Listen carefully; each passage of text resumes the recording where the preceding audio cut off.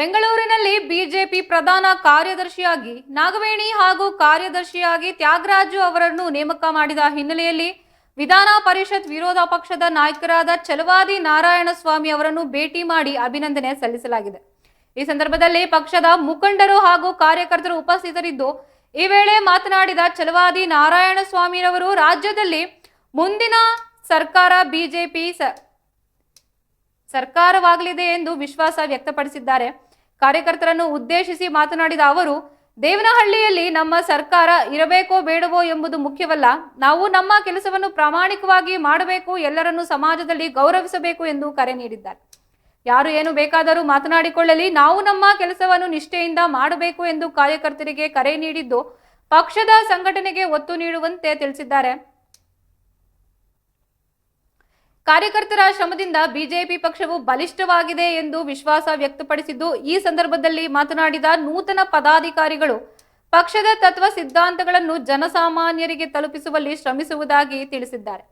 ಪಕ್ಷದ ರಾಜ್ಯಾಧ್ಯಕ್ಷ ಆಶಯದಂತೆ ಕಾರ್ಯಕರ್ತರನ್ನು ಸಂಘಟಿಸಿ ಪಕ್ಷವನ್ನು ಮತ್ತಷ್ಟು ಬಲಪಡಿಸುವುದಾಗಿ ತಿಳಿಸಿದ್ದು, ಈ ನೇಮಕಾತಿಯು ಪಕ್ಷಕ್ಕೆ ಹೊಸ ಶಕ್ತಿ ತುಂಬಲಿದೆ ಎಂದು ಕಾರ್ಯಕರ್ತರು ವಿಶ್ವಾಸ ವ್ಯಕ್ತಪಡಿಸಿದ್ದಾರೆ.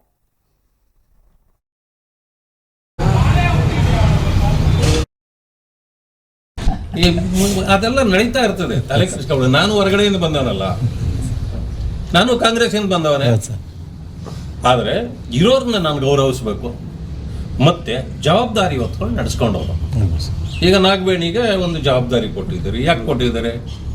ಸೊ ಅರ್ಹತೆನೂ ಇದೆ, ಸೀನಿಯಾರಿಟಿನೂ ಇದೆ. ಒಂದು ಹೆಣ್ಮಗಳನ್ನೂ ಗೌರವಿಸ್ಬೇಕಲ್ಲ. ನೀವು ಒಂದು ಹೆಣ್ಮಗಳಿಗೆ ಏನೂ ಮಾಡಲಿಲ್ಲ ಅಂತಂದ್ರೆ ಬೇರೆ ಇವರೆಲ್ಲ ಏನು ಮಾಡ್ಬೇಕು? ನಾಳೆ ಭರವಸೆ ಇರಲ್ಲ ಅವ್ರಿಗೆ. ನಾಗವೇಣಿನ ಗುರ್ತಿಸಿದ್ದಾರೆ, ನಾಳೆ ನಮ್ಮನ್ನು ಗುರ್ತಿಸ್ತಾರೆ. ಈಗ ತಾಲೂಕ್ ಪಂಚಾಯತ್, ಜಿಲ್ಲಾ ಪಂಚಾಯತ್, ಮಂಡಲ ಪಂಚಾಯತ್ ಇಲ್ಲೆಲ್ಲ ಬರ್ತವೆ. ಅವುಗಳು ನೋಡ್ಬೇಕು. MLA ಅವಕಾಶ ಬರ್ತದೆ, ಬೇರೆ ಬೇರೆ ಸರ್ಕಾರ ಬಂದರೆ ಬೇಕಾದಷ್ಟು ಅವಕಾಶಗಳು ಬರ್ತದೆ. ಯಾರು ಕುರುಡನ ಕೇಳಿದ್ರು ಕುಂಟನ ಕೇಳಿದ್ರು ಹೇಳ್ತಾರೆ ಮುಂದಿನ ಸರ್ಕಾರ ಬಿಜೆಪಿ ಅಂತ. ಬಿಜೆಪಿ ಸರ್ಕಾರ ಇರುವಾಗ ದೇವನಹಳ್ಳಿಯಲ್ಲೂ ನಮ್ಮ ಸರ್ಕಾರ ಇರಬೇಕಾ ಬೇಡವಾ ಅದನ್ನ ಯೋಚನೆ ಮಾಡಿ. ಯಾರು ಏನು ಬೇಕಾದ್ರೂ ಮಾತಾಡ್ಕೊಳ್ಳಿ. ಮಾತಾಡ್ಕೊಳ್ತಾರೆ ಬಟ್ ನನ್ನ ಕೆಲಸ ನಾನು ಅವ್ನು ಮಾತಾಡಿಬಿಟ್ನಲ್ಲ ಅಂತ ಸಟ್ಕೋಬೇಡಿ. ಮಾತಾಡ್ತಾನಲ್ಲ ಅವ್ನು ಭಾಳ ಕೆಲಸಗಾರ ಆಗಲ್ಲ. ಕೆಲಸಗಾರ ಜಾಸ್ತಿ ಮಾತಾಡಲ್ಲ, ಆಯ್ತಾನಪ್ಪ.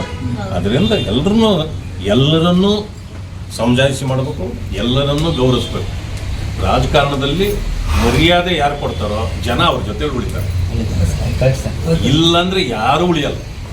ಅದರಿಂದ ಪ್ರತಿಯೊಬ್ಬರನ್ನು ಗೌರವಿಸ್ಕೊಳ್ಳಿ. ಆಮೇಲೆ ಹೆಣ್ಣು ಮಕ್ಕಳಿಗೆ ಬಹಳ ಕಷ್ಟ ರೀ ರಾಜಕಾರಣ. ನಮ್ಮನೆ ಹೆಣ್ಣು ಮಗಳನ್ನ ನಾವು ನೀನು ಇಷ್ಟ ಬಂದಂಗೆ ಹೋಗೋದು ಬಿಡ್ತೀವ? ಮತ್ತೆ ಅವ್ರ ಹೆಣ್ಣು ಮಕ್ಕಳು ಬಂದು ನಮ್ಮ ಜೊತೆಯಲ್ಲಿ ಕೆಲಸ ಮಾಡ್ಬೇಕಂತಂದ್ರೆ ಅವ್ರಿಗೆ ಎಷ್ಟು ಕಷ್ಟ ಇರುತ್ತೆ.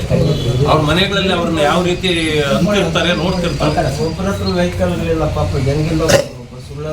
ಏನು ಅವ್ರ ಕಷ್ಟ. ಬಾಯ್ತಾ ನೀನು ತಮ್ಮಣ್ಣ ಒಂದು ಸೆಕೆಂಡ್